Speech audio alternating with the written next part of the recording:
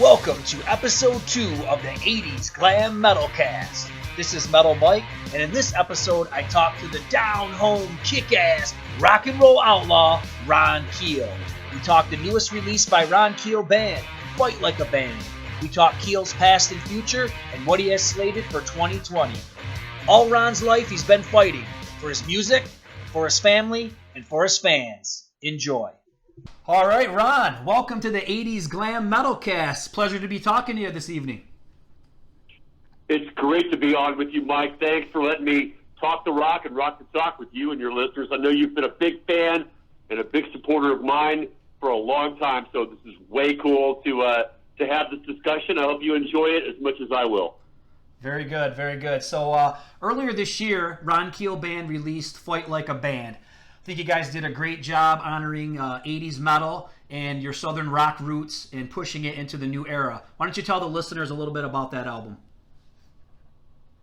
Well, I have a long story to tell. I'll try and make it as short as possible, but this album was born from the experiences that I've been through the last 5 years with the guys in the Ron Keel Band. D.C. Cawthorn, a lead guitar, my longtime bass player for 20 years plus now, Gino Arce on bass, Jeff the Rev Kohler on drums, Dakota Scott Schmidt on keyboards, and we all relocated to Sioux Falls, South Dakota 5 years ago to be part of a huge $70 million entertainment franchise called Badlands Pawn. We became the house band for that enterprise and really had carte blanche to put my dream team together. And I chose these guys and brought this team together. We were able to do some big shows with all the bells and whistles. I mean, pyro and the tour bus and living the dream bigger and better than ever. After a year, that business imploded, went out of business, doors closed, whatever you want to call it. And the guys and I knew that we had something really special. The chemistry, the music, the camaraderie that we have in this band was too good to let go. So we decided to rebrand as the Ron Keel Band and continue moving forward. Well, within a few weeks of that decision, my wife Renee was diagnosed with stage 3 breast cancer, and all of a sudden, when you get that diagnosis, man, life changes. I know a lot of our friends and family and fans and listeners, everybody knows somebody who's been touched by cancer. And when you get that diagnosis, all of a sudden, you're at war. And my focus had to land squarely on my wife and caring for her and making sure that I was there beside her through every stage, every phase of that battle. So all of a sudden, now that we had a new start, a new lease on life as the Ron Keel Band, and we're ready to get started with 2017, I had to go to the guys in the band and say, look, man, I can't tour next year. I can do a few shows close to home, but I've got to stay with Renee and make sure she gets through this cancer treatment. Ended up being 8 surgeries, chemotherapy, radiation, the whole deal. And the guys stuck with me. Any of these guys in this band could be making 10 times the money they're making with me playing for somebody else. These are world-class, amazing musicians that if any of them would have wanted to go elsewhere or do another gig, I would have given them my blessing and wished them the best, but they all stuck by me. They had my back. They were my support group through that entire cancer treatment process with my wife, Renee. And because we couldn't tour that year in 2017, we decided to lock in my basement and write some songs. And all of the songs on Fight Like a Band came out of that experience. The adversity that we were undergoing both in business and in life made us stronger, made us better, and created a batch of songs that really, as far as I'm concerned, is some of the best songwriting of my career and some of the most heartfelt, emotional, true statements that I've ever sang or played. So I appreciate everybody that has listened to and enjoyed Fight Like a Band. It's a very special album for me. It's more than just a product or a piece of merchandise we sell at the shows. It's a way of life, and we say this to each other every day with my guys that are in this group with me. We fight like a band, and I come from a time when that meant something, Mike. I mean, now everybody has projects, quote, projects, unquote, and this is not a project. When I was younger, being in a band meant something. It meant that this is your street gang, your football team, your group of guys or girls or your family. And being in a band is all that and more. And I'm so grateful to have that band mentality and chemistry with the Ron Keel Band at this stage of my career. I'm very thankful for the opportunity with EMP Label Group to release that album. And really, it's an album that I'll be listening to 10 years from now and still shedding a tear and putting my fist in the air along with some of these great songs that we've created this year. Ron, if you don't mind me asking, how is your wife doing now? She's good, man. Thanks for asking. And everybody, that's usually the first question. How's Renee doing? She's been cancer-free now for almost 2 years. It was a long, hard battle, but she's healthy, she's happy, and we're all better for it. It was, trying to put that in perspective is too much to describe in an interview or a phone conversation, so we released a book. It's coming out in December. It's called Anything But Pink. Renee wrote a book about her experience, and I contributed my perspective from the husband standpoint, from the caregiver. She created a blog post along the way as she was going through every treatment, every stage of the game, or the battle. It's not a game. It was a battle. It was a fight. And as she created those blog posts, it was therapeutic for her to write about it and to get it out of her system and to keep her busy and focused on conquering the disease and coming out healthy on the other end of it. And I went back and wrote my perspective from a husband standpoint and also telling the story of how the band evolved through that time, writing the songs and playing some shows and building the Ron Keel Band in the face of that cancer battle. So she's released, or she will release in December, the book Anything But Pink, which is a great chronicle of that battle, and hopefully it will inspire some other people that are going through the same thing, because we think positive, Mike. We stayed positive the whole way. We did not give the disease any momentum or credibility in our lives. We just stayed positive and worked towards the next day, the next hour, the next treatment, the next gig, the next song, and we came through it okay. So thanks for asking. The craziest thing, when I listen to you talk here about all this, is the first podcast interview that I did was with Jay Pepper from Tiger Tails, and he talked about their bass player, Pepsi Tate, which he died of pancreatic cancer. I lost my mom to cancer in 2015. So here it is. There's just three random people, right? And look how prominent cancer has been in our lives and in so many other people's lives. Yeah, it is that reality. It touches all of us in one way or another, whether it's you or someone you love or someone you know. We're all affected by it, and I don't even know how to quantify that in this interview, but I'm just glad that our story had a happy ending, because I've lost a lot of friends, dear friends, the last couple of years. Just since Renee was diagnosed, best man at my wedding, my best friend, Big George Dolphin, he was one of my best friends, obviously best man at my wedding, 10 years younger than me.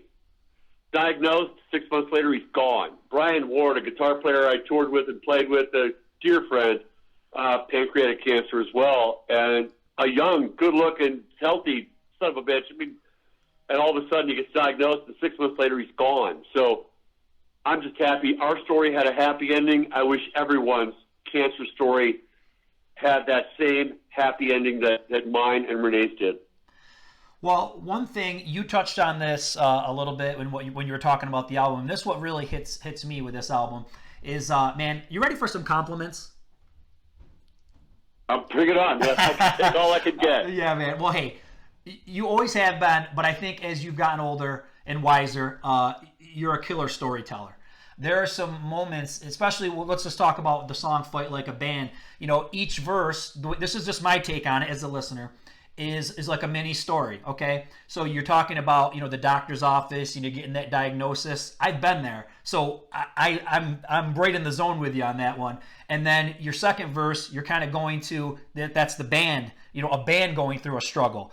And there's just so much awesome storytelling on this album. Also with, it's obviously not as heavy, subject matter wise, but when you get into rock and roll guitar, I'm following this story. It's like this dude needs money, cash is in the guitar at the pawn shop. Later on in the song, a rocker's handing the guitar to the kid. You know what I mean? Dude, I'm like visualizing this stuff in my head as you're singing it.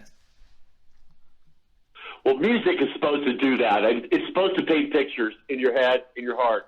And sometimes you'll create a song like The Right to Rock, which really just tells you how I feel about freedom of expression, a song that makes you want to put your fist in the air and scream along. And then there's times to tell stories. Rock and Roll Guitar is a perfect example. The title track to the new album, Fight Like a Band, a great example. And that really did come out of those experiences. When I wrote the song, we had the music and we had the drums, bass, and guitars all recorded. And I had the melody in my head, the lyrics were done, but I had never sung the song. One of those songs that we didn't do in rehearsal. And went into the studio to cut the lead vocal. And all of a sudden, I get into that first verse. When the doctor came in and gave her the news, she cried, she smiled, she did what she had to. And reliving those moments, that the day we got the diagnosis, I'll never forget 1 minute of that day. And I was in there singing the vocal for the first time ever, and I'm just crying my eyes out, losing it, breaking up. The engineer, my co-producer, Mike Dresch, asked, "Hey, man, are you okay? You need a minute?" Or, "No, let's just plow through this, man. Let's just sing it." And that emotion and that's one reason why I didn't rehearse the song or practice it before I cut the lead vocal in the studio, because I wanted that emotion to come out in that lead vocal track so that you hear what I feel when you're listening to the song Fight Like a Band. Well, we're talking about some heavy stuff, but now I want to lighten it up a little bit, because I think you are still, and you have always been, you're like the king of like one-liners. Has anybody ever told you this? One-liners, every line counts, man. In lyrics and song titles, I really believe you have to say something, and God forbid we're going to get the country, he's gone country backlash, but that's one thing I really learned from country music, was that every line has to count. It's got to mean something. I have a hard time putting lyrics on top of music. I know a lot of rock bands do that. We did that back in the day with Keel. The guys would come up with a riff, and I'd put lyrics on top of it. We even did that with the Streets of Rock and Roll album 10 years ago with our comeback reunion album. And Mark wrote the music for Push and Pull, and I put the lyrics on top of it. But that's a difficult way to go for me now. I believe that the lyrics and the music kind of have to be born simultaneously, and you kind of feel like they grow together as a relationship. As you're hearing these riffs in your head, you're also hearing the lyrics and the song title and the message and the story in your head. So I kind of write those songs simultaneously now. And I love that compliment, being a storyteller. If I'm around a campfire, or if I'm at a bar, on the bar stool next to you with a shot, or with a guitar in my hand, doesn't matter. I'm going to tell you a story, and I hope that you'll enjoy it and remember it when I'm done. Yeah, and I think where I'm going with that too is like you've got a lot. You're witty, man. Is what I'm trying to say. Like something like in the song "Old School." I'll kick your ass and then talk smack. That could be like in an action movie, right? That Schwarzenegger could say that, Ron.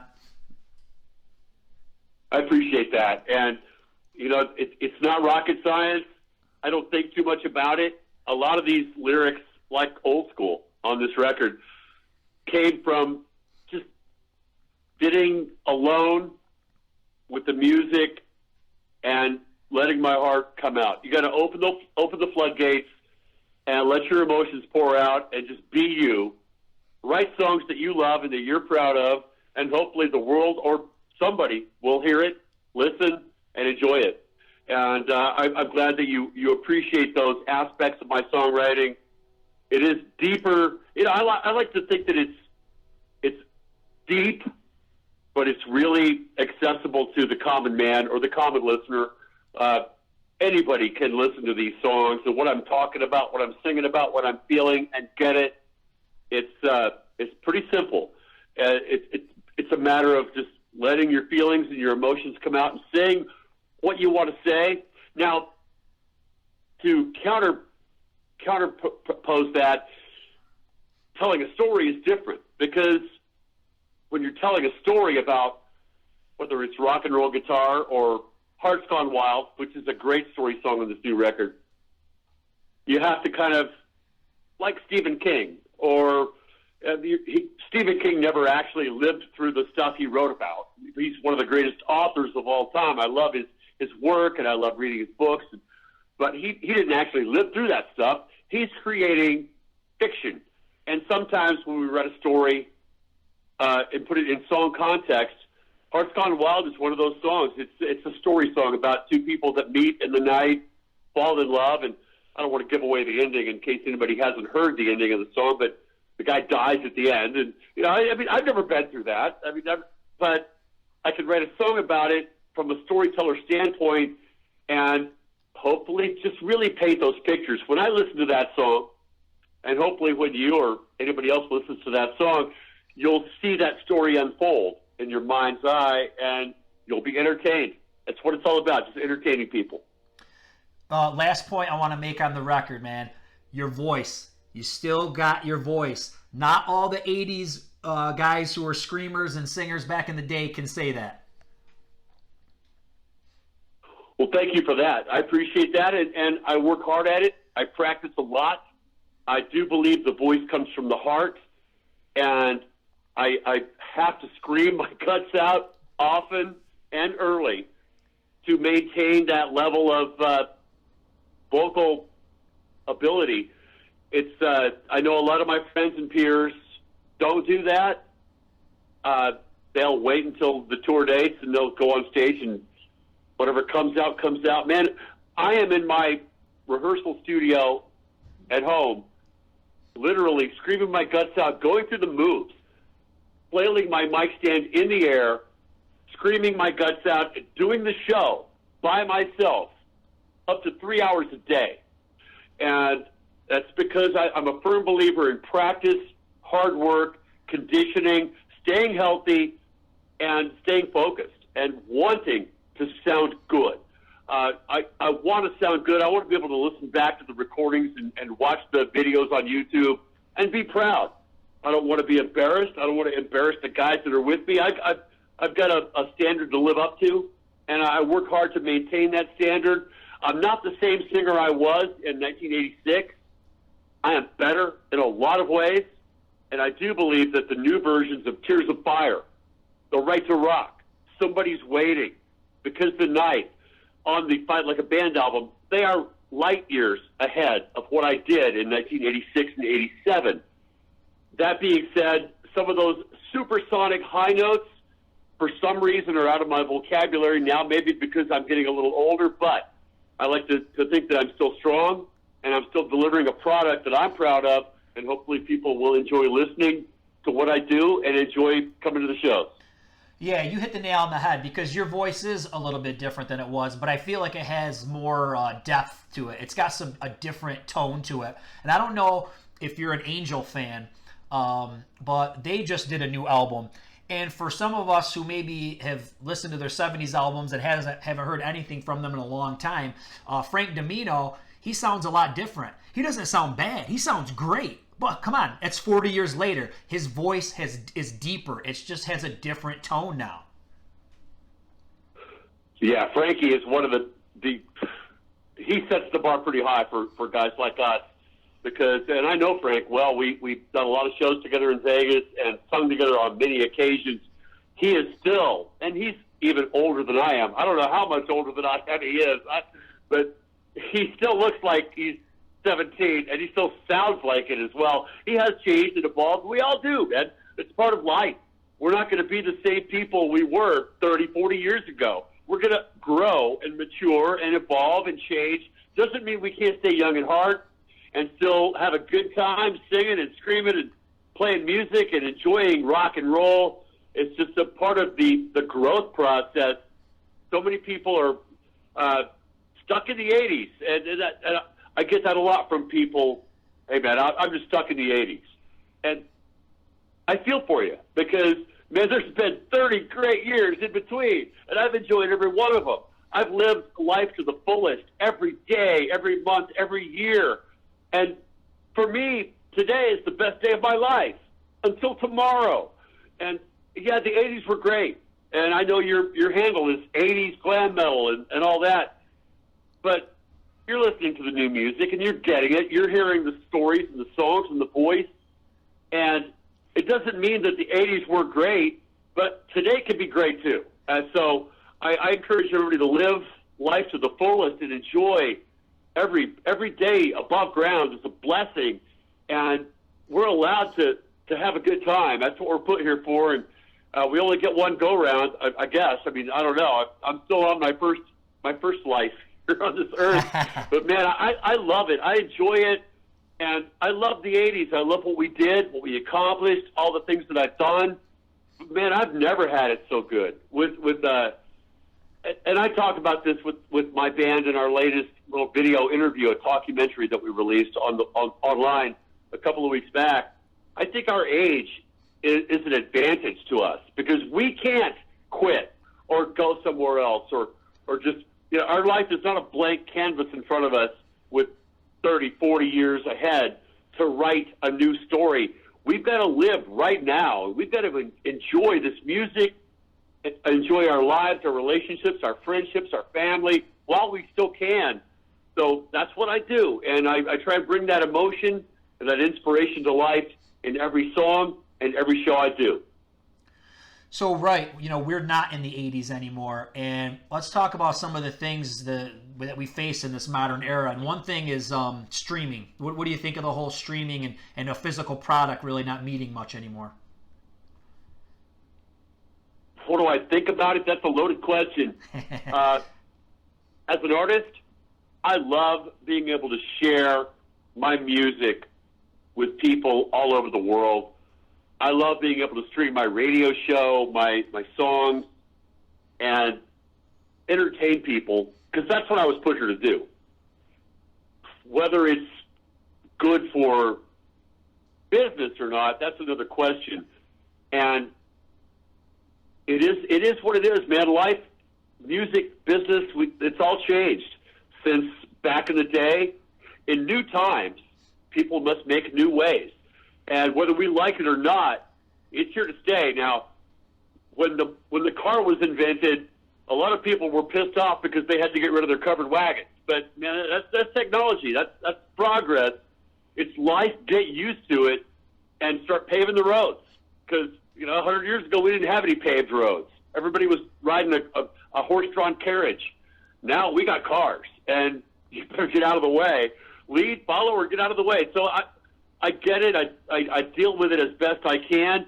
Does it affect my industry and my income, my business, my livelihood? Yeah, it does in a big way. But it's my job and my challenge to find new ways to achieve victory, and however you quantify that victory. Success is a big word. Am I successful? I'm successful now as much as I was back in the 80s. However, I'm not charting as high or selling as many records, but success is quantified in personal satisfaction, critical acclaim, people like yourself and our listeners and our fans that are listening to what I'm doing and enjoying it, making a difference in somebody's life, whether it's being able to do charity events and perform at benefits that raise money for good causes, whether I can, and I do a lot of different stuff. I'm an author, I'm a radio show host, I'm a touring musician, I'm a songwriter. I do a lot of different stuff to try and make ends meet. I certainly think that streaming and the state of the industry is going to have a huge effect on the next generation of musicians.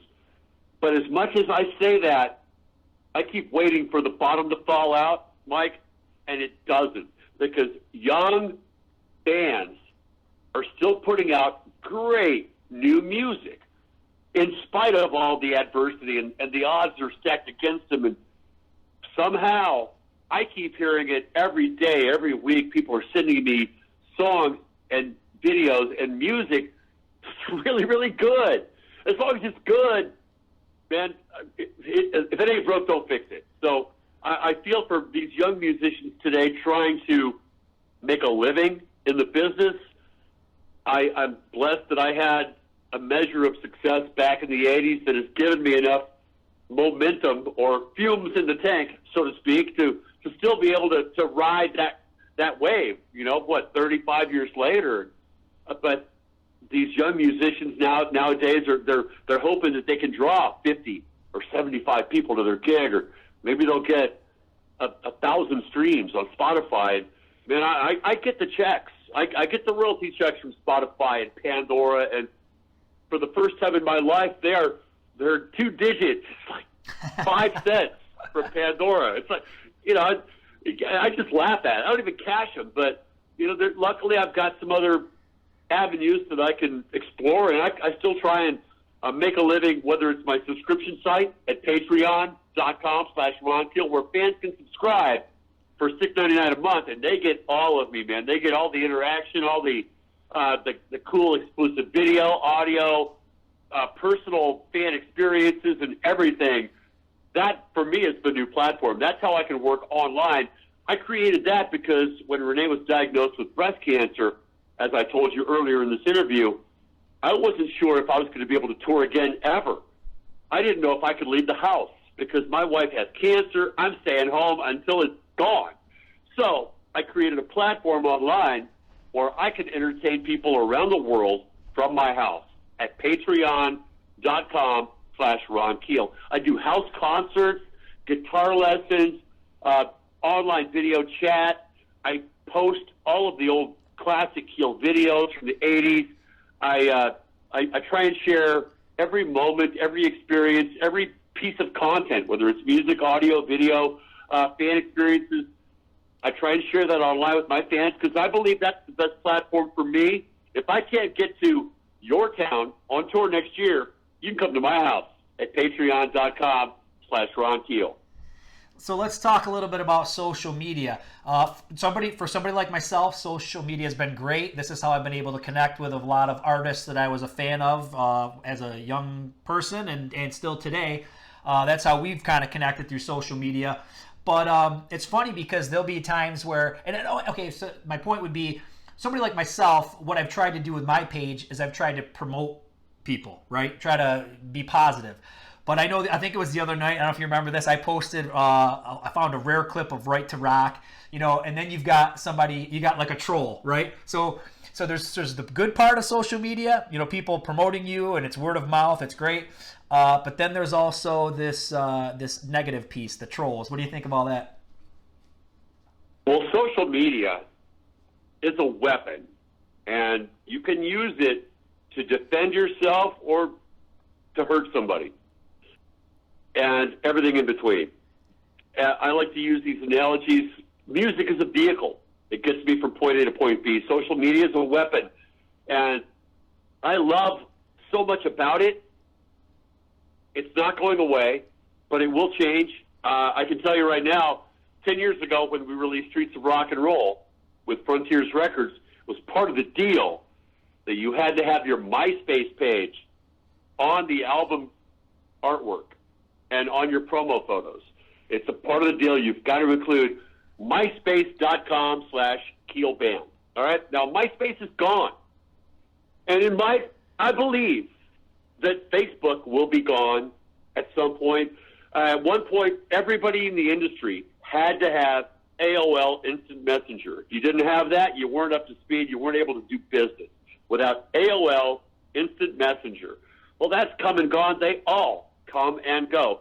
Social media is the Internet's way of keeping us connected, and you're going to find the best and the worst that our culture has to offer on that platform, it's very difficult now to find the good stuff. Now, Facebook is built to gather your information and sell it to advertisers. You might have 5,000 friends, and I've got 5,000 friends, 25,000 followers. They're not hearing what I'm saying. They're not hearing my music. They're not interacting with me. There are only 150 people at one time due to the algorithms embedded in Facebook.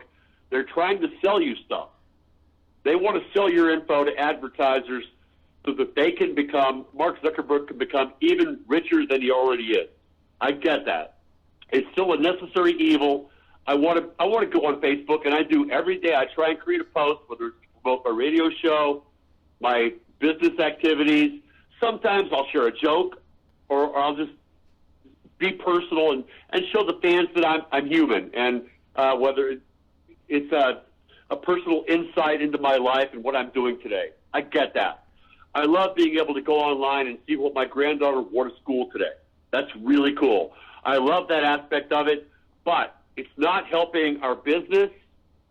Back in the day, you could get played on MTV twice in one day, and you'd sell 500,000 records the next day. Now, somebody shows your video on YouTube, you're going to get $40 in the tip jar. You can see people on YouTube they have 5 million views, and these guys are sitting around with a bucket in front of them, and there's $40 in the bucket. They got 5 million views. That's the way it is, and I'm not bitching about it. I'm just trying to describe it in a way that makes sense to me and hopefully everybody that's listening. It's part of our life. It's part of our culture. It's a necessary evil. But like I said, it's a weapon. You can use it to your advantage, or you can hurt somebody with it. It's up to you. You know what's really sad is when you think back to the 80s music video. I mean, we could even use Thriller as an example, and we're going way back. Okay, that video is pretty amazing, and there was a ton of amazing 80s metal videos like Bark at the Moon. I mean, they were pretty cool for their time. Could you imagine if MTV would have stayed the track that it was, and we could have evolved with special effects and all these different things? I mean, a music video by Ron Keel today could look like Avengers Infinity War. It's so sad that we never got that to that point. You know what I'm saying? Well, it's still good. However, there's no use in spending $1 million on a music video because you're not going to get a return on your investment. And the MTV era was huge. It was just an extrapolation of what we went through in the 70s, because when I was younger, when I was a teenager in the 70s, we were glued to shows like Don Kirshner's rock concert or Midnight Special, where I saw bands like Aerosmith, Kiss, Alice Cooper, Ted Nugent, and it was your only chance to see them. If you wanted to see Ted Nugent on TV or a video of him performing, you had to stay up until midnight on Friday to watch Ted Nugent on Don Kirshner's rock concert or the Midnight Special. Once it became everywhere, and it's so easy to access on YouTube, it's not special anymore. You don't stay up for a week looking forward to that Friday. Ted Nugent's going to be on TV on Friday night at midnight. I can't wait. You're talking to your friends at school about it.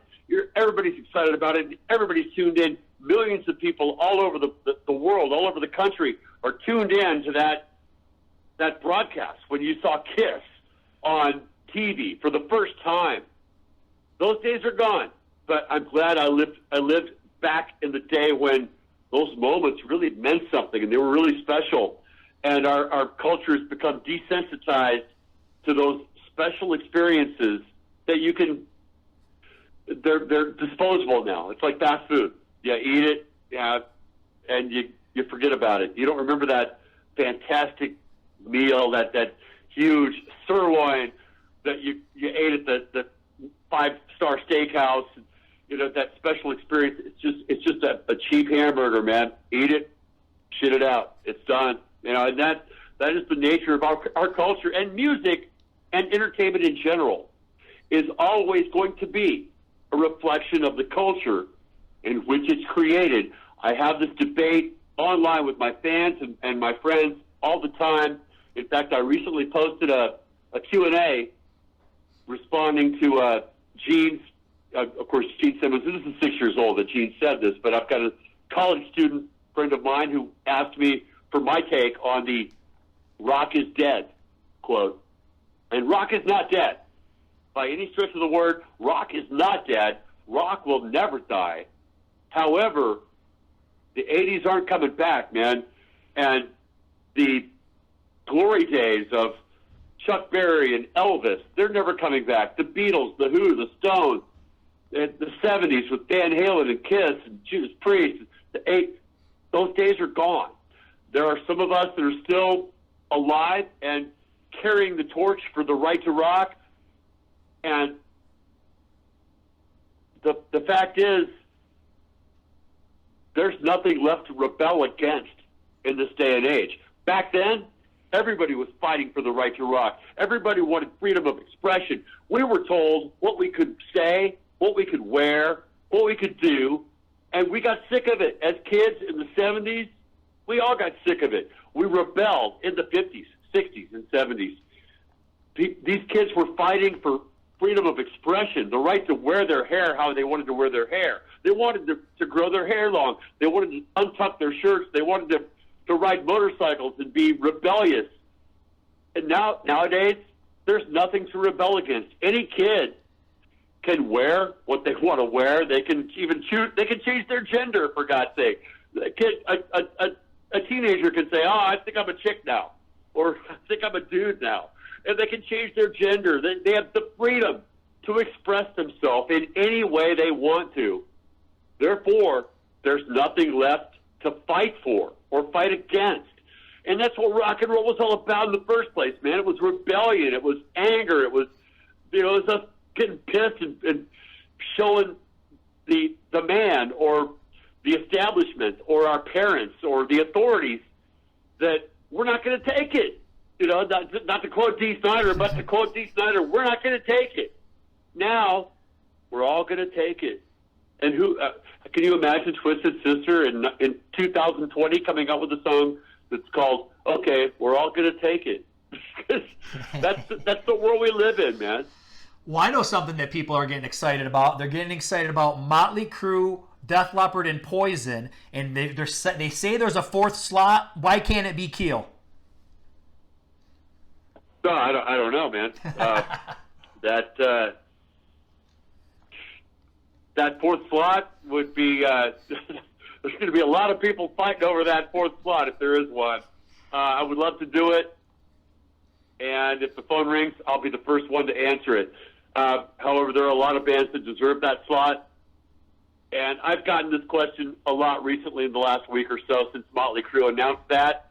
How do you feel about Motley Crue Well, man, any profession, no matter what you do in life, whether you're a cop or a cook or a rock star, whatever, you've got the right to come out of retirement, especially if somebody's waving $150 million in your face. So Godspeed, God bless them. I hope it does well, and I hope the bands and the fans enjoy that experience. I totally support the fact that anybody, like I said, regardless of profession, has the right to come out of retirement and do what they want to do. So in 2020, you're going to be doing a Southern rock cover album, and you've got some songs on a Sabbath tribute. Why don't you tell everybody about that a little bit? Well, the Sabbath tribute came out months ago, by the way.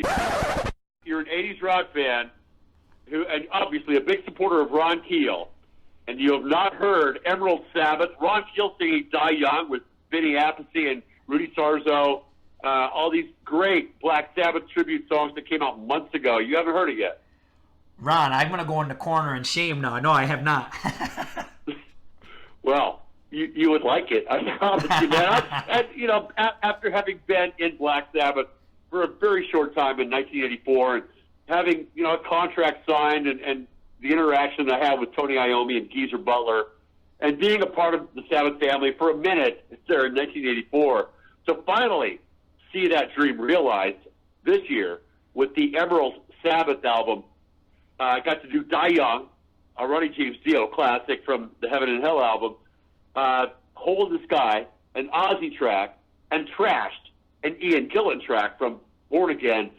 To be able to do that album project with the All-Stars, this is literally 12 guys that used to be in Black Sabbath got together, and produced by Michael Sullivan from Scotland, who is a huge Sabbath supporter, and he's the guy who really put the whole project together. Got me in the studio to sing these songs. It's just an amazing experience.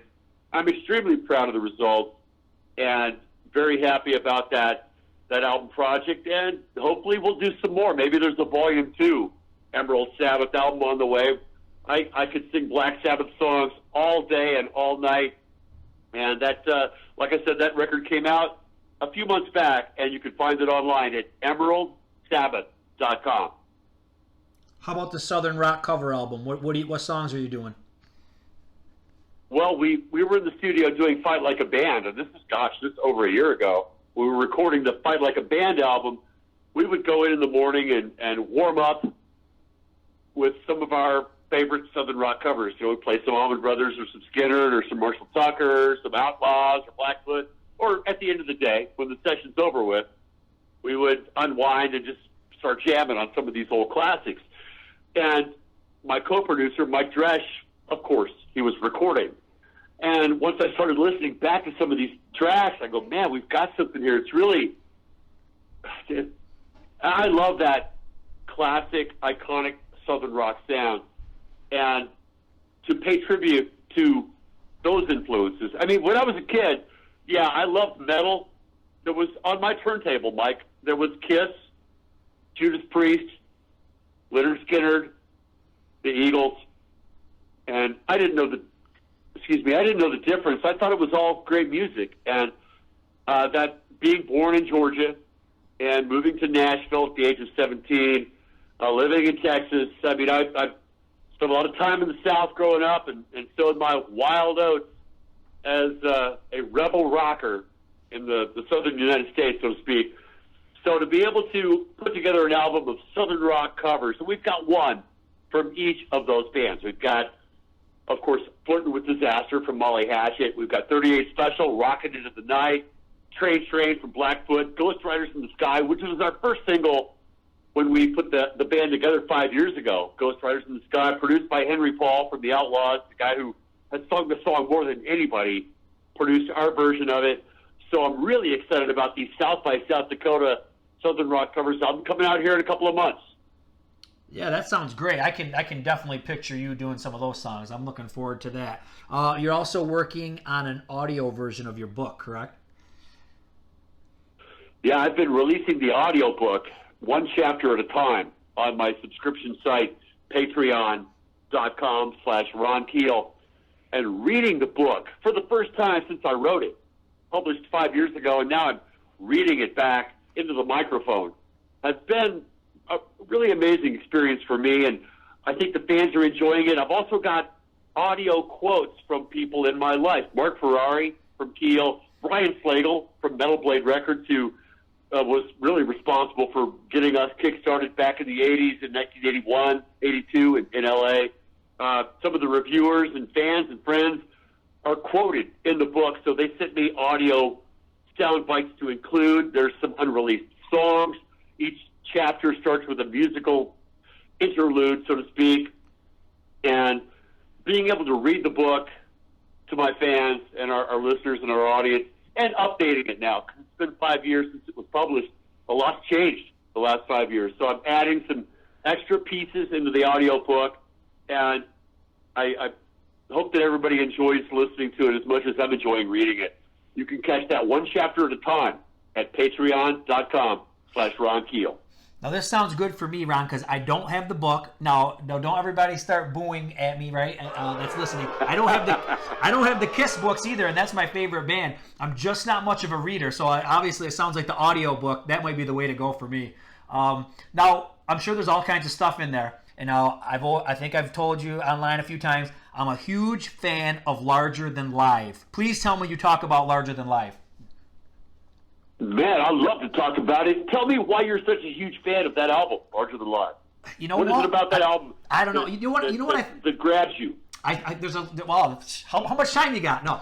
What I think about Larger Than Live, I think when I bought it, I think most bands that intermix live with studio, the assumption was throwaways with some live stuff. So that was probably my assumption when I bought it.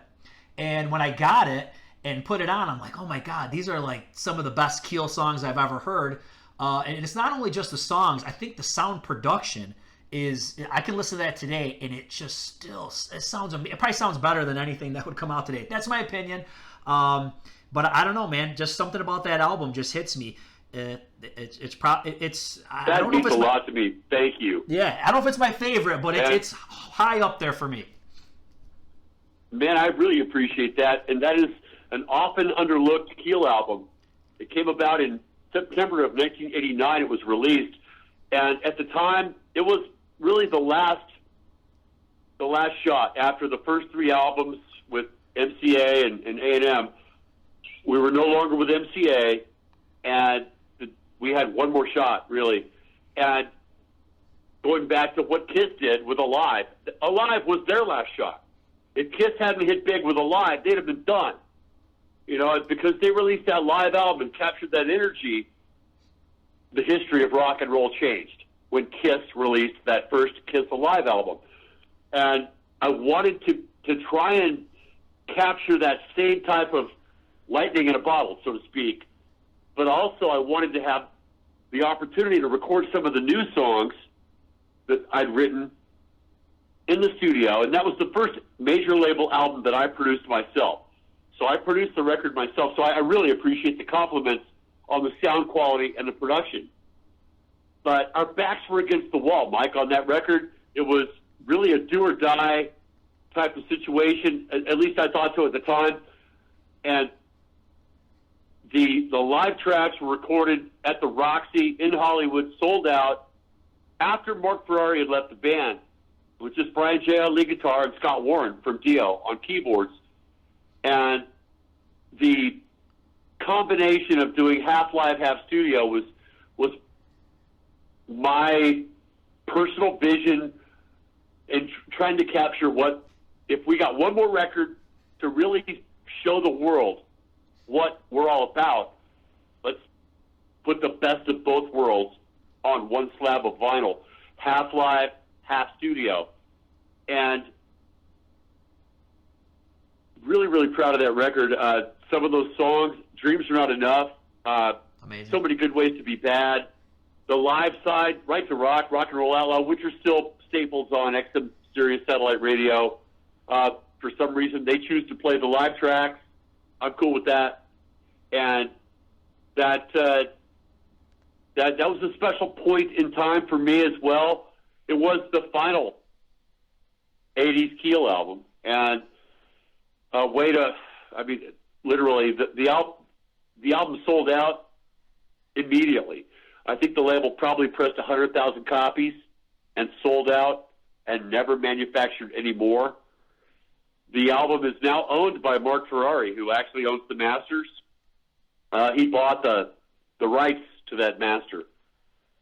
And even though he didn't play on it, I'd love to see that album be reissued at some point. I'm extremely proud of it, and I'm glad that it's a special album in your collection as well. Thank you for the compliments. Yeah, no problem. You know, the funny thing is that I'm going back to my one-liners, and when I think of So Many Good Ways to Be Bad, Ron, that could be like James Bond right before a romantic scene. Oh, darling, there's so many good ways to be bad. I'm telling you, Ron, you could do movies. Well, you know, that's part of songwriting for me. I always love those catchphrases, colloquialisms, and phrases that you've heard before that maybe you can spin in a different way, like Cold Day in Hell, or Hot on Your Heels, or, trying to come up with phrases. The Right to Rock, to me, is probably the best of all of them. To have that song title pop into my head out of the blue somewhere some night. The Right to Rock. I got it. The Right to Rock. And to have that an idea of that magnitude pop into your head. You write it down, you create a song. Here, 35 years later, you're still singing it, and it's still true. That subject matter still is as strong as it ever was, and the message remains the same. We're all fighting for the right to rock. The battlefield has changed, but the fight remains the same. The last thing I got to, and this is a quick one on Larger Than Life. This has always troubled me since a young man to today. Who is on the cover left to right? Dude, that's a good question. So is this Scott Warren? Let me see if I can remember. I got this. Okay. I'm trying to conjure a picture of the album cover in my mind's eye because the album cover is like the recording. It's half live, half studio. So on the studio side, left to right, that's Scott Warren on the left, who went on to play keyboards with Dio and Black Sabbath, and Scott's had an amazing career and a great guy. He's not with Last in Line now. He's with the other Dio Disciples, is it? Yeah. Yep. I hate to confuse my Dio, not tribute bands, but Scott Warren, great keyboard player, and I'm really glad that I got to share that time with him in Keel. Next is Dwayne Miller. If you're going left to right, looking at the album cover, yep. Scott Warren, Dwayne Miller, Ron Keel's right side, then Ron Keel's left side, because I'm split down the middle, right? Yeah, you got like the slick back hair. Yep. Like the album. And then up on top of the Marshall stacks is Tony Palmucci on lead guitar, who played a lot of the lead guitar on that record on the studio side. And then Kenny Chason, the original Keel bass player, on the far right. Let's talk about Keel Fest. This sounds like it was pretty stacked up here with Keel and Steeler. Let's talk about that. Man, what a great memory. A dream come true for me. May 10th in Columbus, Ohio, we had an event called Keel Fest where I was able to literally bring all my brothers in blood on stage in one place for one night. Keel, Steeler, and the Ron Keel Band. One solid over 3 hours. And no breaks, no intermissions, no stops. We started with Ron Keel Band, then we moved on to Keel, and then ended the night with Steeler, and then at the end of the night, of course, everybody on stage together singing The Right to Rock for the big finale. An amazing experience for me, just to prove that I could do it, because it was a dream. One of those ideas that you're hanging out in your basement, and you think, hey, Keel Fest. I think I'd like to do a show with all of my bands on the bill on the same night. And it turns from an idea into an actual event. To see it evolve like that, a huge accomplishment. I'm very proud of that. It was a great show, man. I mean, all the bands, all the musicians played their asses off, got along great, shared the stage, and shared that moment in time with a lot of fans that flew in or drove in from all over the country. People made this their 2019 road trip, and I'll guarantee you, 80% of the audience was from elsewhere. The gig was in Columbus, Ohio, because we've got a pretty solid fan base there. And the promoter there, Tong Productions, really believed in the event and went the extra mile to make sure it was done and done right. But I guarantee you, man, 80% of the fans that were at that show came from all over, coast to coast, to be a part of Keel Fest. And do I want to do it again? Yeah. I've got a couple of offers on the table. It's a huge undertaking. It's a lot of work. It's a lot of stress, and it's expensive. But, man, it was worth it. What would be the odds of ever getting Yngwie to come? He's such an easygoing guy. He'd show up, wouldn't he?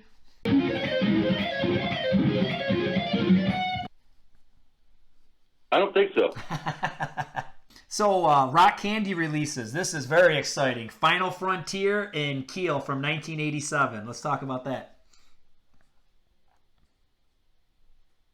We've been trying to get these reissues out for a number of years now to secure the rights from Universal, who owns those properties, to secure the rights and get clearance to re-release them through Rock Candy Records was years of hard work, red tape, paperwork, the whole deal. And Rock Candy Records really stepped up to the plate and did it right. Remastered those two classic Keel MCA albums, Final Frontier from '86, the self-titled album from '87. They sound better than I ever imagined they could. Listening to them now, you hear stuff that you've never heard before. And for me, as an artist, a musician, a songwriter, singer, it's a huge thrill just to listen to them. And also to make them available for the fans that have been paying, let's face it, $50, $75 or more for old bootlegs on eBay for the last couple of decades. For the fans now to be able to get those brand new Rock Candy reissues is, for me, it's a win-win. And I want to make sure that everybody knows that I've still got some in stock at ronkeel.com, autographed copies of the Final Frontier and the '87 record. I bought it. I invest in me, and I did. I bought a large quantity of those CDs because, man, I'm one of those guys. I've been buying them off eBay. I've spent $75 on eBay for that 1987 self-titled Keel album with Somebody's Waiting. And just to make sure I have a couple extra copies in my personal collection. So I know what it's like to do that. So to now have those available to our fans worldwide, and now you can listen to it and hear it and experience it with those 16-page booklets, the interviews, the live photos, the treatment the Rock Candy Records gave these albums is state-of-the-art, and I can't thank them enough for bringing these albums back into the public eye and the public ear. You know, my followers, so many people I interact with, they love Keel, the self-titled Keel. And hey, it was top 10. It was number 6 on my hair metal list. I know you remember that. I do remember that, and I appreciate it, man. Thanks for your support and enjoyment of that album. And I'm glad that record has a special place in your heart and in your music collection. I feel the same way about it. Let's talk about these huge choruses. I'd say this might have the biggest choruses that I've ever heard on any album. How did you guys record these? Did you have a bunch of y'all together doing it? Did you overdub? How did you do it? Yeah, you just stack them up, man. Yeah. And that was our first digital recording, the first time when we had unlimited tracks. Before that, you had to record as many vocals as you could and then bounce the tracks down to 2 stereo left and right and then fly them in and stack more on top of that. With that record, it was the first time we were unrestricted track-wise, so to speak. And for United Nations, the lead track on that record, we had 75 voices. We had invited all our friends from Rough Cut and Lion and all the people in the industry, all the people from the label, the publicists, everybody. Really had a big party at the studio because we wanted everybody to feel like it was their album too and make them a part of this session, which is something I still do to this day with my fans. I love to have the fans and friends, anybody I can, to get into the studio to stack a huge background vocal. I'll take that opportunity to do that. But we had 75 people that day for United Nations, and then we doubled it, I think, 100 times over and over again. Ended up with, I think, 1,500 tracks of background vocals, and set the Guinness World Record for most background vocals on a rock recording. And it's a little over the top. Yeah, it's a little overblown. Those vocals are so huge. You could never duplicate that live. But the guys in Keel and the guys in the Ron Keel band all sing their asses off, and we do our best without any tracks or any augmentation, so to speak.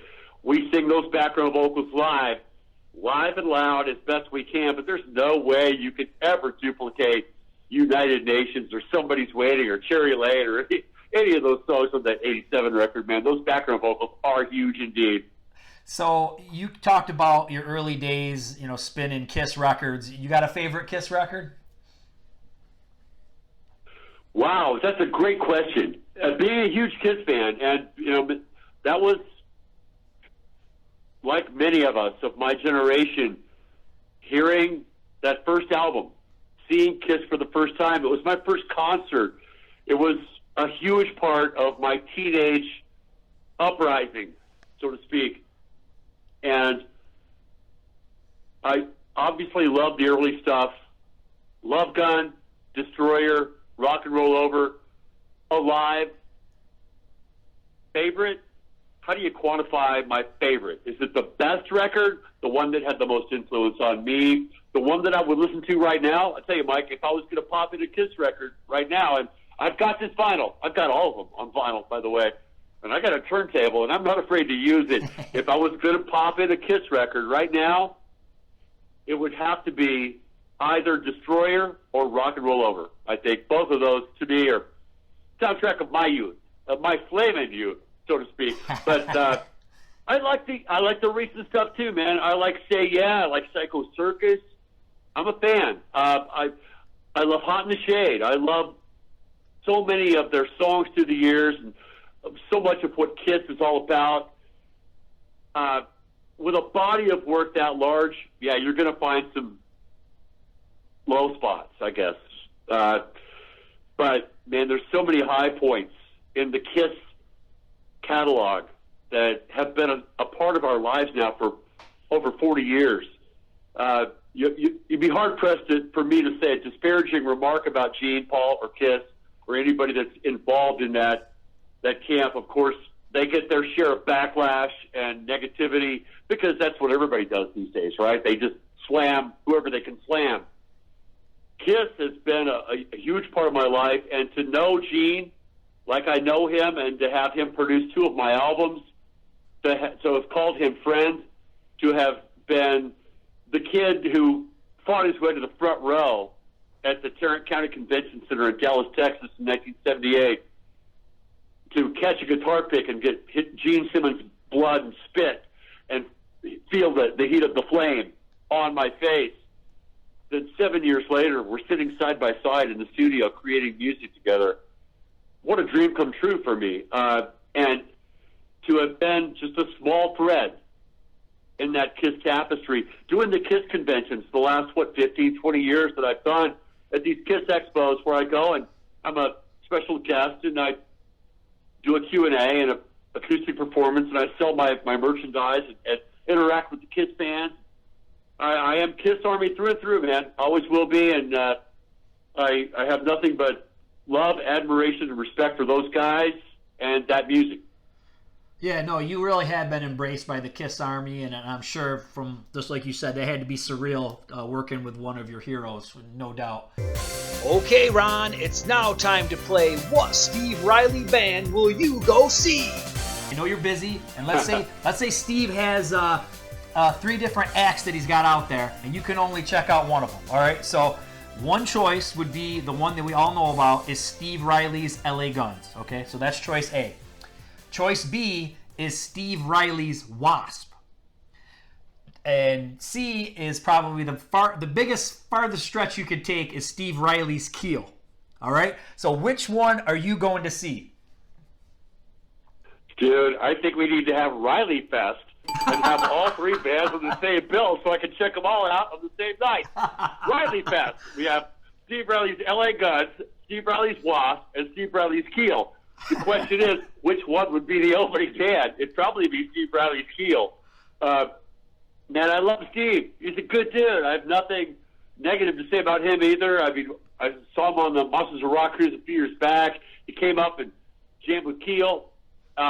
He's the guy who played on the Right to Rock album, and a great guy. And, he has the right to rock, man. And I'm friends with Phil Lewis as well. I know it has to chap Phil's ass that Riley's out there with LA Guns, and now I guess they're doing a new album, right? Yes. Is that what I heard? Yep. Steve Riley's LA Guns is doing a recording for Frontiers. Is that the deal? Or maybe Golden Robot or something like that. Golden Robot, that's it. I know a lot of useless shit, Ron. Well, if I was going to check out, if I could only see one of those, I definitely want to see Steve Riley's Keel or Mark Ferrari's Keel, any Keel. I'm in. I want to be in the audience when somebody else goes off stage and uses my name and sings my songs, and I would love to be out there in the audience with my fist in the air cheering them on. Well, wait, listen to this one. Now listen to this thought that I had, okay? You get Chris Holmes, Randy Piper, Steve Riley, Johnny Rod, and, maybe you get a pretty decent vocalist, and you've got, the Hellions, Tormentor, the Electric Circus. You got something there, Ron. Dude, if Riley, Piper, Holmes, and Rod want to do a WASP project with Ron Keel singing, I'll open the door for that right here and now. You can call it whatever you want to call it. With all former members of WASP, with Ron Keel up front, I'm in. Whoa, 80's Glam Metal just formed a band right on the podcast. I love it. Dude, and, I'm a huge fan. Blackie and I go back to the old 80s days, and actually we talked at one point. I know Rick Fox has to be included, right? Because Rick Fox came up with the name. He was an original member of WASP, right? Rick Fox? So, Ron, any final thoughts? What do you want to say to your fans out there? I just want them to know how much I appreciate the support and people that have followed the twists and turns of my career through the years. Yeah, I've changed, I've grown, I've evolved. A lot of fans have evolved with me, and they've opened their ears and their hearts to my new music.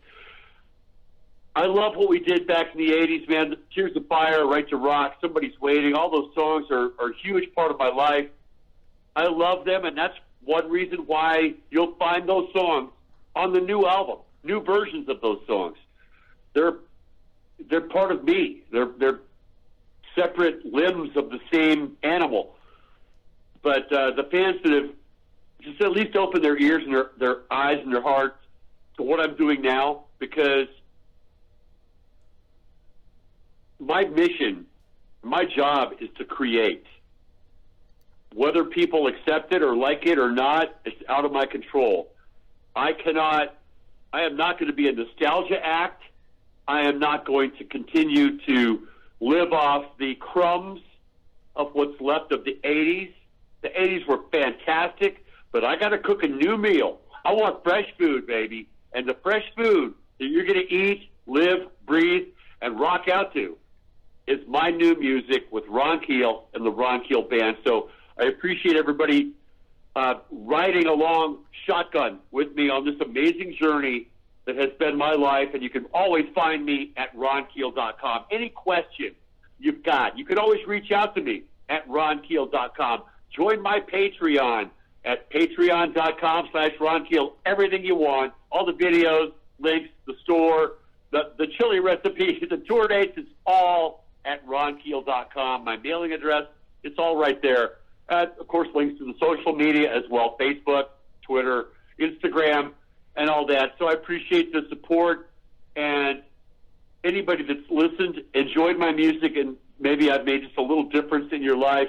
Thank you for letting me be part of your soundtrack. Ron, thanks so much for talking to me tonight, man. This has been amazing. I really appreciate you joining me on the Metalcast tonight. It's my pleasure. Thank you so much for the opportunity. I appreciate your support. Keep up the great work, and let them rock! Man, what an interview. I hope you guys enjoyed it. I put all the links that Ron mentioned in the description below. Make sure you like and subscribe to the Metalcast and follow on Twitter at 80's Glam Metal 1. Keep rocking.